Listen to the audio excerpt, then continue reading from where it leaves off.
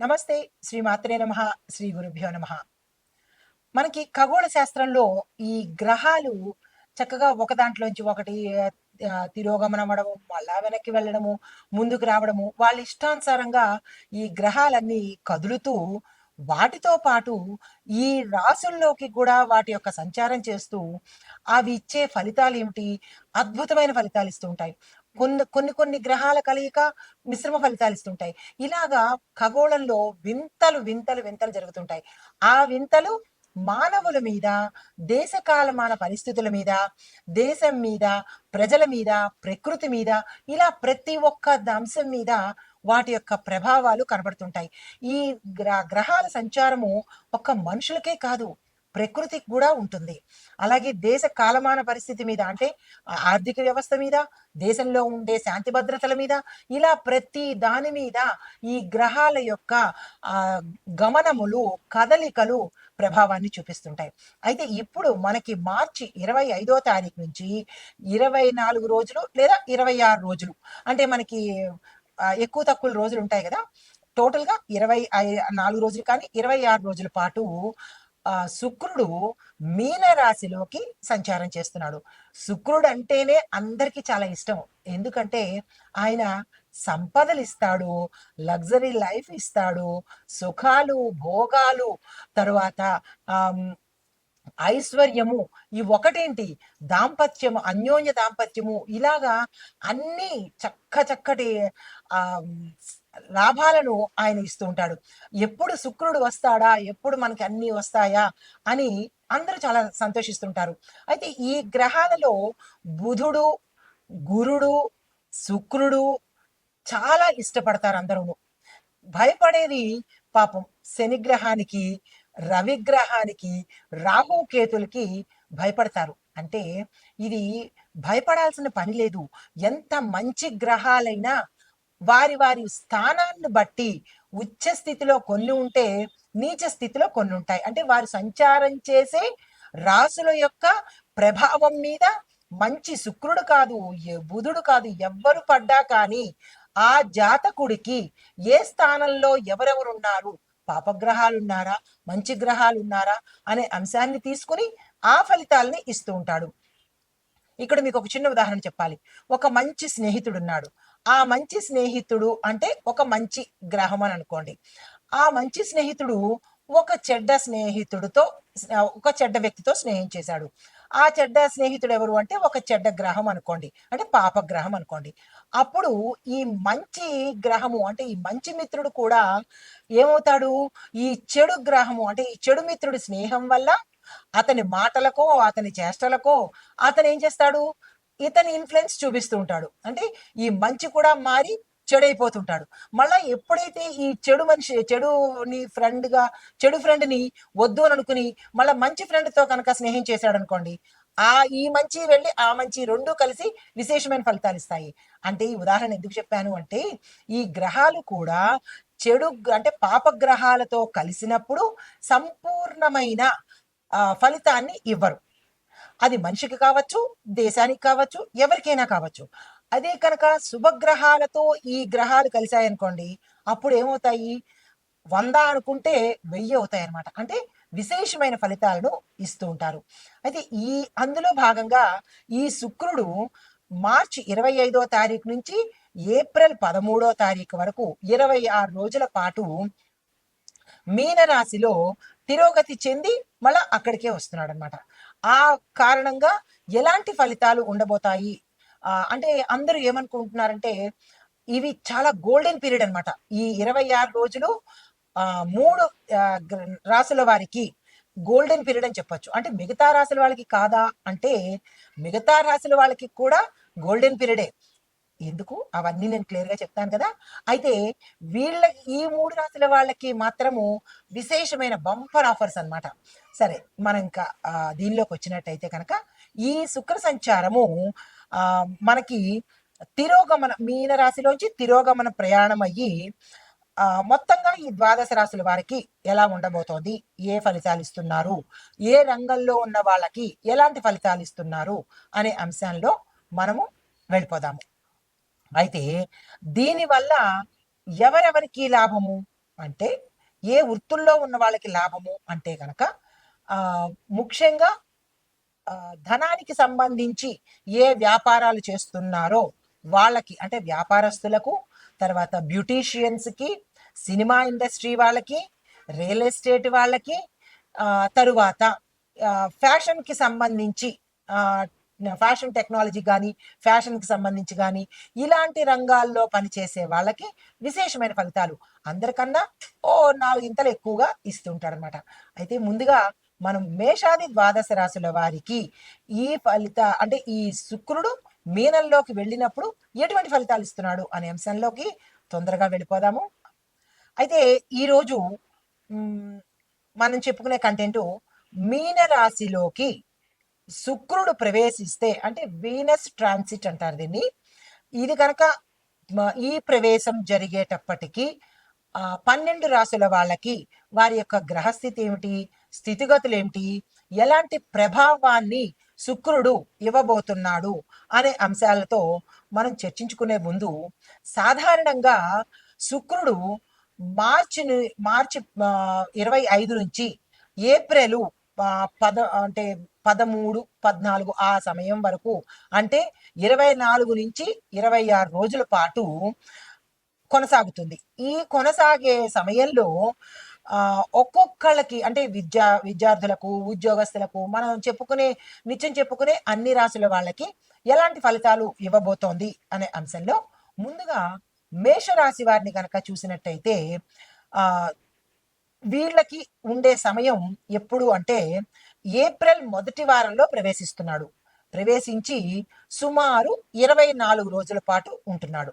అంటే మిగతా రాశుల వాళ్ళకి వేరే సమయంలో, మేషరాశి వారికి మాత్రము ఏప్రిల్ మొదటి వారంలో ప్రవేశించి సుమారు 24 రోజుల్లో వరకు ఉంటున్నాడు అనమాట.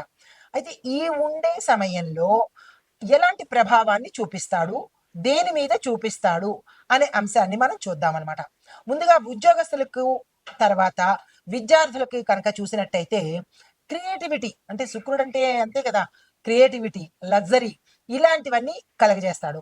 అయితే ఎవరైతే క్రియేటివిటీ రంగంలో ఉన్నారో వాళ్లకు కొత్త కొత్త ఆలోచనలు చేస్తూ విద్యలో కానీ, విదేశాలు పంపించడంలో కానీ, ఇక్కడే అంటే మన దేశంలోనే రకరకాల ప్రాంతాలకి వెళ్ళి చదువుకోవడం కానీ, అక్కడ వాళ్ళు మంచి ఫేమ్ అండ్ నేమ్ తెచ్చుకోవడం కానీ, ఆదాయపరంగా చూసినట్టయితే ఉద్యోగస్తులకు వారు ఊహించింది ఒకటి, వాళ్ళకి లభించేది ఒకటి.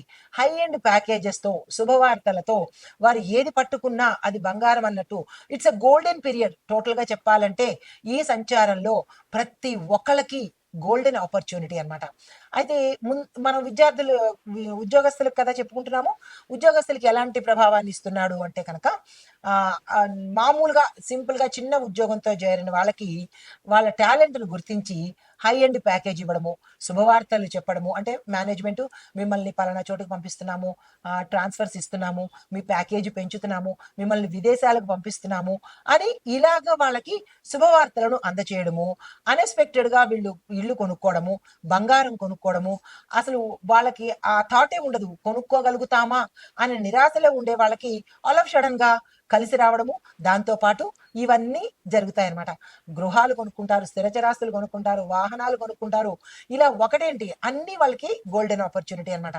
దీంతో పాటుగా వ్యాపార వాణిజ్యం వాళ్ళకి ఆ సెగ్మెంట్లోకి వెళితే కనుక ఆర్థిక విషయాల్లో చూస్తే గతంలో వారికి నష్టాలలో వెళ్ళడము, మూసేద్దాము అని అనుకున్న వ్యాపార సంస్థలు కానీ, వాణిజ్య సంస్థలు కానీ ఇంకా మేము నడపలేము అని నిరాశ చెంది నష్టాలతో నడుపుతున్న వాళ్ళు, లేదా ఇంకొకరి చేత మోసగించబడి ఇంకా ఏది దారి లేక కొనసాగించే వాళ్లకు, లేదా కొత్తగా వ్యాపార రంగంలోకి వద్దాము, పెట్టుబడులు పెట్టుకుందాము అని అనుకున్న వాళ్ళకి, వీళ్ళకి సడన్ గా చేంజ్ అయ్యి విపరీతమైన లాభాలు రావడము, వీళ్ళకి ఎక్కువ కస్టమర్స్ పెరగడము, వ్యాపార సంస్థలు పెరగడము, తర్వాత విస్తరించేందుకు అవకాశాలు రావడము, బ్రాంచెస్ పెట్టుకోవడము, తర్వాత వాళ్ళ తాలూకా వాణిజ్య సంస్థల్లో ఎక్స్పాన్షన్స్ పెరగడము, ఇలా వీళ్ళు ఊహించని రీతిలో వీళ్ళకి కింద పనిచేసే ఉద్యోగస్తులు చక్కగా పనిచేస్తే, ఇప్పుడు కింద స్థాయి ఉద్యోగస్తులు పనిచేస్తేనే కదా ఏ వ్యాపారమైనా నడిచేది. అలాగే వీళ్ళకి మంచి మంచి టాలెంటెడ్ ఎంప్లాయీస్ రావడము, ఇట్లాంటివన్నీ ఈ సమయంలో జరుగుతాయన్నమాట. అంటే ఇది వీళ్ళే ఊహించినటువంటి విపరీతమైన గోల్డెన్ ఆపర్చునిటీ. దీంతో పాటుగా ప్రేమ అంటే ఎవరైతే ప్రేమికులు ఉన్నారో, ఎవరైతే లవర్స్ ఉన్నారో వాళ్ళు వాళ్ళు అనుకుంటారు మాకు ఇంకా ఫర్దర్ గా స్టెప్ తీసుకోలేమేమో అని. అలాంటి వాళ్ళకి కూడా వాళ్ళ పేరెంట్స్ ఒప్పుకోవడము, వివాహం జరగడము. ఎందుకంటే ప్రేమకు, వివాహానికి, సఖ్యతకు అన్నిటికీ శుక్రుడే కదా కారణము. సో వాళ్ళకి అలాగా అడ్డంకులు లేకుండా చేస్తాడు. దీంతో పాటు ఎవరైతే సౌందర్యానికి సంబంధించినటువంటి రంగంలో వ్యాపారం చేసిన వాళ్ళు కావచ్చు, ఉద్యోగం చేస్తున్న వాళ్ళు కావచ్చు, వాళ్ళకి మంచి మంచి ప్రాజెక్ట్స్ రావడము, విశేషమైన ఆ లాభాలు రావడము, వాళ్ళ ప్రోడక్ట్ చిన్నదే అయినప్పటికీ దానికి విపరీతమైన అడ్వర్టైజ్మెంట్ రావడము, విపరీతమైన హైప్ రావడము, ఇలాంటివన్నీ జరిగి వాళ్ళకేమో లాభాలు తెచ్చిపెడతాయి అన్నమాట.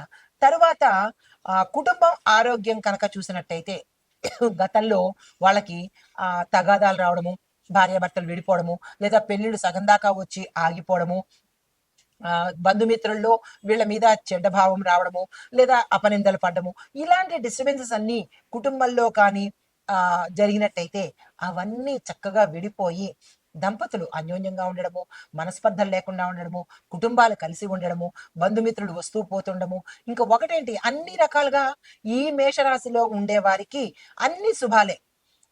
మిత్రులంతా అంటే వీళ్ళ ఫ్రెండ్సే వీళ్ళకి పిలిచి అప్పుడు నన్ను ఇది అడిగారు కదా, మీరు ఈ సహాయం అడిగారు కదా, తీసుకోండి అని ఆఫర్స్ మీద ఆఫర్స్. ఎవరైనా లక్కీగా లాటరీ కొనుక్కున్న వాళ్ళు ఉంటే ఇంకా మరి చెప్పనే అక్కర్లేదు. వాళ్ళకి వీళ్ళ పేరు మీదే లాటరీ వచ్చేటట్టుగా ఇలాగా ఏది కావాలనుకుంటే లగ్జరీ లైఫ్, విలాసవంతమైన జీవితము, సౌకర్యాలు కలిగి ఉండడము, ధనం ఆకస్మికంగా రావడము, ఇలాంటివన్నీ ఈ సమయంలో శుక్రుడు ఇవ్వబోతున్నాడు. ఇంకా ఆరోగ్యం పట్ల కనుక చూసినట్టయితే కనుక కొంచెం శ్రద్ధ పెట్టాలి. ఎందుకు అంటే కనుక ఆరోగ్య ప్రదాత శుక్రుడు కాదు కదా, ఆరోగ్య ప్రదాత రవి అనమాట. అంటే వీరి జాతకంలో రవి ఎక్కడైనా అంటే కొంచెం నీచభంగంగా కలిగి ఉండడం కానీ, లేదా శుక్రుడితో రవి కలిసి ఉండడం కానీ జరిగినట్టయితే కనుక ఆరోగ్యం పట్ల కొంచెం జాగ్రత్తలు తప్పనిసరిగా తీసుకోవాలి. లేదు అంటే కనుక శుక్రుడు మంచి చేస్తున్నాడు, మాకు ఆరోగ్యం ఎందుకు బాగాలేదు అంటే శుక్రుడు ఆరోగ్య ప్రదాత కాబట్టి ఈ విషయంలో మీరు జాగ్రత్తలు తప్పనిసరిగా తీసుకోవాలి. అయితే ఇవి ఈ మేషరాశిలో ఉండే వారికి శుక్రుడు ఇచ్చే విపరీతమైన విశేషమైన ఫలితాలన్నమాట. నమస్తే. అయితే ఈ శుక్ర సంచారము వ్యవధి 25 రోజులు అని చెప్పుకున్నాం కదా. అయితే ఈ కాల పరిమితిలో ప్రతి రాశిలోనూ ఈయన యొక్క ప్రభావము అమోఘంగా ఉంది, ఎక్కడో 1-2 చోట్ల తప్ప.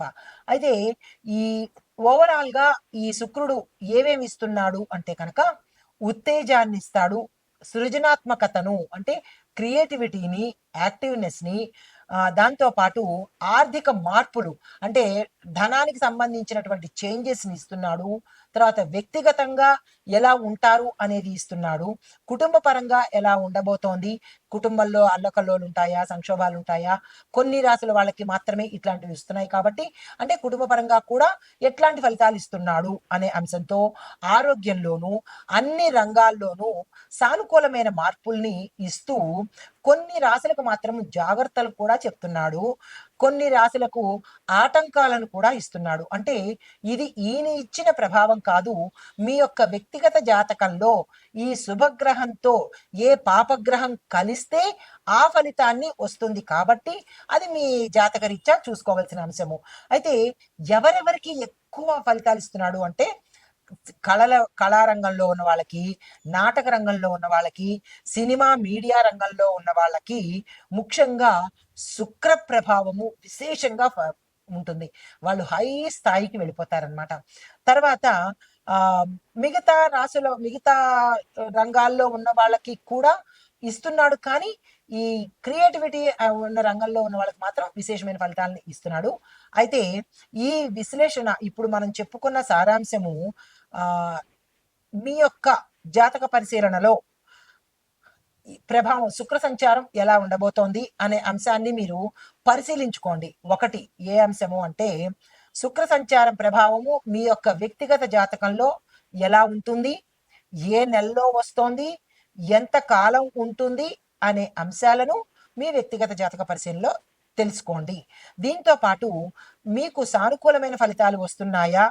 లేదా అంటే కనుక ప్రతికూల ఫలితాలు వస్తున్నాయా? అనే అంశాన్ని మీ వ్యక్తిగతంగా మీరు పరిశీలన చేసుకోండి. ఇవన్నీ గోచార రీత్యా చెప్పినవే తప్ప, పంచాంగం ప్రకారం చెప్పినవే తప్ప, ఎవరి సొంత నిర్ణయాలు కాదు, ఎవరి సొంత అభిప్రాయాలు కూడా కాదు. కాబట్టి ఇది ప్రతి ఒక్కరూ గమనించవలసిన అంశము.